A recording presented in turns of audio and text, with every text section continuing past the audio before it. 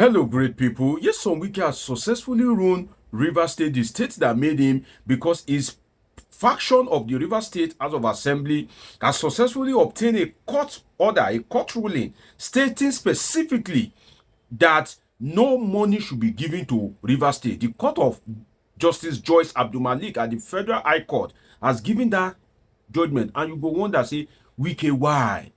Why? Wetin Rivers do you? Wetin Rivers do you? In this video, I'll be telling you a lot of things. I'll be telling you how the judgment was procured at the court, the implication of that judgment, the politics behind it, the dynamics, surrounding the judgment, the implication of it for Siminalayi Fubara and the ordinary people of Rivers State, how Fubara can meander the storm, how he can maneuver in such a way that it can swim through these turbulent times, and what it means for the federal government, the politics behind it. Trust me, you don't want to miss it. That's why if you are yet to subscribe, where else can you get all these full details except the platform of a political scientist? So do well to subscribe to this channel. Now let's dive into this issue. The pro-Wike lawmakers did they approach the court, apparently under the sponsorship of Nyesom Wike, that, oh, we are the authentic faction, even though the video is circulating all over the place, that they decamped. They decamped. You remember when they sat in the bus and they held something like a rally where they were singing, "On your mandate we shall stand." Maybe you are here to come across that video, and they really decamped because the video is all over the place. But then they approached the court that no, they didn't decamp, and they are the authentic faction, that Fubara has failed to present the budget to them. Don't forget that there is a subsisting judgment of the appeal court, whereby the Court of Appeal recognized the Wike faction, despite the information in the public domain that they have already decamped. Now, let me tell you the judicial politics behind this thing. Let me give you some exclusives. You see, this judgment, it will be difficult for a stay of execution to be gotten. You know that when they give a ruling, if you are not satisfied, this now it is the Federal High Court, the upper one is the appeal court, then the Baba Patapata is the Supreme Court. So now that appeal court have given a ruling that direct order to CBN that don't give any money to Rivers State, what will happen is that the Rivers State government can approach the appeal court. But then there is a problem. The appeal court has given a judgment already recognizing the Wike faction. The order of the Federal High Court is in consonance with the judgment of the appeal court. That means that the Federal High Court is trailing the line of the appeal court. So if you now approach appeal court to give you a stay of execution, appeal court can unilaterally tell you that we can't give you a stay of execution on a matter that we have ruled against, that this matter is before us, and we have told you to go and represent the budget to the Wike faction. You have failed to. So because you have failed to, that is a disobedience of our judgment. So you cannot now come to us to give you a stay of execution that will contradict what we said in our judgment. So that means that it is a stalemate. Like, it is a serious problem for Siminalayi Fubara. Now, another thing is that the judicial dynamics. Do you notice that this ruling is coming at the end of the month, just about the time where they will be sharing the federal allocation? It is beyond coincidence that this ruling is coming at this point in time. For me, I see it from the political angle as a strategy to destabilize Fubara, to greatly destabilize him, because Rivers State would have been waiting for that allocation. They would have structured how they will pay contractors, teachers, civil servants, and all that. But then, when the allocation is about to come, you now gave a ruling that don't give that allocation. It is apparently to destabilize Fubara, because this ruling, if you don't want to punish the people of the state, you would have given this ruling maybe at the beginning of the month or at the middle of the month, such that the government would have planned to have strategized and planned itself. But you are giving the ruling at the end of the month. Now, another thing is that, you see, there is a major problem. This ruling of the court also affirms the pro-Wike faction. And in that ruling, the court said that Fubara and Rivers State government receiving money since January this year is a breach of the constitution. Now, hear me well, oh. Hear me well, oh. Let's see. Understand me, oh. The appeal court said that Fubara is violating the constitution and he should go and represent the budget to the pro-Wike faction. That was earlier. Now, recently, hours ago, the Federal High Court, which is a lower court, said that CBN should stop allocation. And in the ruling, they said Fubara is violating the constitution by not presenting the budget. Get me right, not that he didn't present the budget. He didn't present the budget to the pro-Wike faction because on the belief that they have the camp, according to the dictate of the Electoral Act and Constitution, they have lost their seat, that you cannot carry PDP vote. The party is the owner of the vote, not individual. So you cannot carry PDP vote and carry it to APC. So if you are going to APC or vice versa, that means that you should go and recontest. That means you will lose your seat. It's to discourage, all this cross-carpeting that is rampant in our democratic space.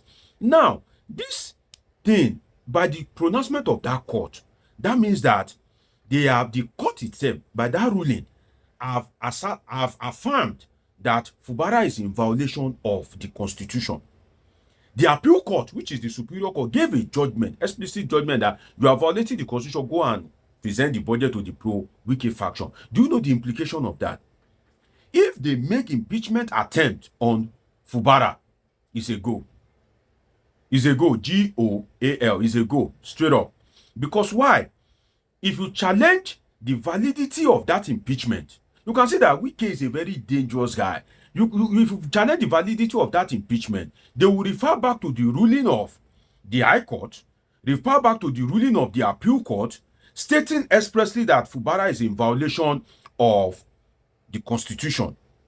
But the truth is Fubara truly in violation of the Constitution? To the best of my knowledge, with profound respect to the justices, no.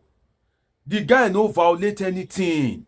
Because this guy defected. The videos are clear. Maybe I will even search for the video and upload it so that all of you can see.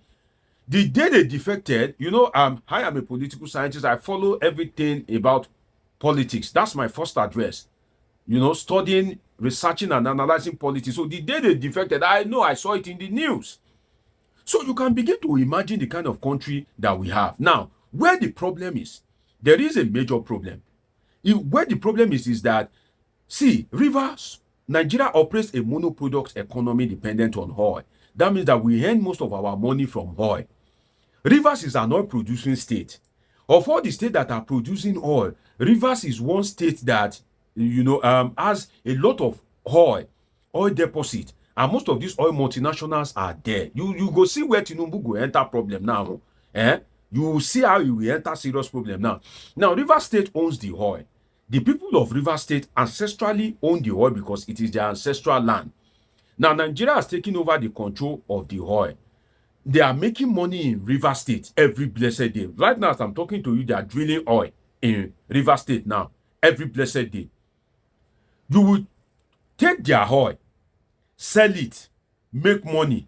You are only giving them a little percent of that money because you have taken over control of the oil as the federal government. So you will make money from their land, take it to Abuja, now share it to Lagos, Kano, Kaduna, Enugu, people that are not oil producing. Now, the implication of this is, the people of Rivers State, be watching you. Will the militant, putting in context the threat of Asari Dokubo, will they be watching you to be making money, millions of dollars daily in Rivers State, while you deny them the little portion? Don't forget that it is their oil, it is their money. Why you deny them the little portion in terms of allocation? That's why the wahala way go start. In fact, the trouble where they come, see, he pass say, oh, I know you, or I don't know you. Serious problem is coming. That's just the truth.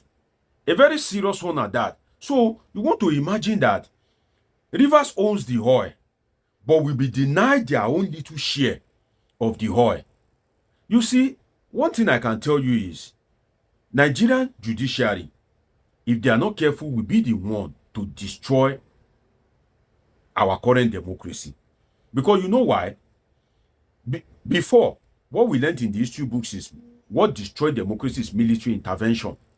Military intervention. Now, this democracy, by the time it will be destroyed by overbearing judicial intervention.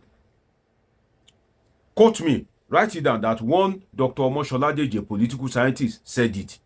By the time this democracy that we are practicing, by the time it will be destroyed, it would have been destroyed by judicial intervention. Because now, the judiciary is determining everything. The constitution allows the state to receive the fund of the local government rather than to advocate for a constitutional amendment and kind of like liaise with the National Assembly to make sure that a constitutional amendment is passed. You gave a judgment that, oh, the money should not be given in contravention of the constitution itself. So that means that you are the one dictating how Nigeria will be ruled, not even the constitution itself. So you are the one dictating who will be governor in each and every state. Edo State now is before you. The people that will determine who will eventually be the governor will not even be from Edo State, because the judge that will sit on the matter, that will be cancelling vote, you understand, will be declaring wasted vote, invalid vote, will not even be from Edo State. So at the end of the day, when this judiciary go catch fire, it will be in the history book that it is the Nigerian judiciary. When this democracy will catch fire, it will be in the history book that it is Nigerian judiciary that set it ablaze. Now, you see, when there's corruption in the system, I uploaded a video some time ago when one of the political stakeholders in Rivers State asserted that during Wike's tenure, that he allegedly stole over 2 trillion naira. That is enough money to destabilize the state. That is enough money to, in fact, corrupt the judiciary. How much is the salary of a judge? If someone has 2 trillion, do you know what 2 trillion means? After 999 million, you have 1 billion.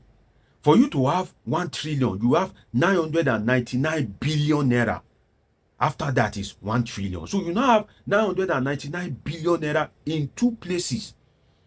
Then you now add 1 billion to it. That's what will give you 2 trillion. That is more than enough money to, in fact, it is enough money to create problem for Bola Ahmed Tinubu if Nyesom Wike is in the opposition. So what I see is, in this case, people need to rally around Fubara. The Peter Odili's, you know, the Goodluck Jonathan, the Rotimi Amechi, river stakeholders, they need to rally up, because at the end of the day, if Wike succeeds in removing Fubara, these guys, these dinosaurs, will just kind of like perpetuate the resources of River State for themselves. Now, how can Fubara maneuver his way? Don't forget that this is not the first time that the state will be denied allocation. It happened during the time of Bola Ahmed Tinubu, the incumbent president, as governor of Lagos State, whereby because he created local government, new local government, Obasanjo denied him allocation. Lagos State survived it. Now, if you look at the difference between Lagos and Rivers, Lagos is greater than Rivers in terms of revenue, access to revenue, and revenue generation. But then, Rivers is naturally not a poor state. So I believe that if Fubara needs to go or perhaps Fubara needs to move close to some of the key people in the Tinubu cabinet at that time to learn the template of how Tinubu was able to survive without allocation. Because the truth is, you and I know that if he goes and presents that budget to the pro-Wike faction, they are going to trouble him and they are going to give him a lot of headache. So it has happened, because it has happened before that a state survived without allocation. Perhaps Fubara needs to go and learn the template. And sincerely, I don't envy him right now. I just have to wish him the best of luck. It's been an interesting time with you guys on this episode of Politik with Dr. Omoshola Deji. Dr. Deji is a political scientist with a PhD in political science, and this is where we relax. This is where we talk politics and happenings in the politics. So if you are yet to subscribe, do what to subscribe, do what to turn on your notification button, do what to catch up with my past videos, and of course, I've got great and interesting videos coming your way. Till I see you again, I'm just around the corner. You already know that I love you all sincerely.